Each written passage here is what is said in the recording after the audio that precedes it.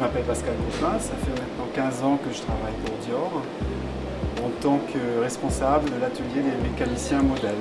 Je suis responsable du montage des modèles, des prototypes et aussi de la coupe. Comme le thème c'est la Grèce, dans cette collection croisière 2022, il y a beaucoup de plissés, beaucoup de drapés, beaucoup de mouvements qui nous font rappeler des bustes grecs en marbre blanc. Aussi la chaleur, beaucoup de tissus dorés, très clairs. Ça c'est un tissu grec qui vient de Grèce, que nous après on fait plisser chez un plisseur. Et après vous voyez qu'il y a des panneaux de plissé qui commencent de l'épaule et qui vont jusqu'en bas. Il y a d'autres qui sont coupés à la taille, qui font la jupe. Et d'autres panneaux qui sont après calés sous ce grand panneau sur l'épaule, une fois en vertical et une fois en horizontal.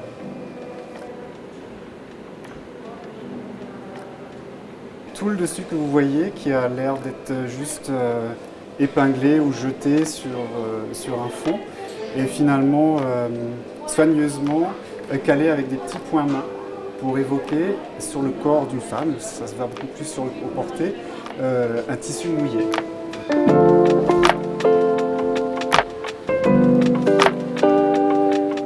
Maria Grazia aime beaucoup la légèreté, donc très souvent quand on fait des modèles, il faut que ce soit toujours très très léger, un peu transparent, très fluide. Donc ça on le sait maintenant, on la connaît maintenant, donc on sait ce qu'elle aime, ce qu'elle n'aime pas. Et forcément donc nos propositions se dirigent vers ça. Si on a fait faire ce mouvement d'aile, on l'étend, et aussi ici le coup du cygne, on a inséré tige en métal qu'on a rhabillé de tissu pour que ça reste blanc, on ne la voit pas. Chaque fois, il faut se remettre en question, chercher, trouver, proposer. Le fond est en tulle. Là, on voit un tulle couleur chair qui ne se verra pas après une fois au porté. On verra que la toile d'araignée sur le corps. Et donc, pour faire cette toile, on prend du tulle argenté qu'on pique, on le ferme comme un tuyau. Et après, il faut donc fabriquer des torsades. On roule ça comme ça à la main, c'est artisanal. Hein. Et puis après, on le vaporise au fer pour bien fixer la torsade, le mouvement. Et comme ça, quand on lâche, ça reste après.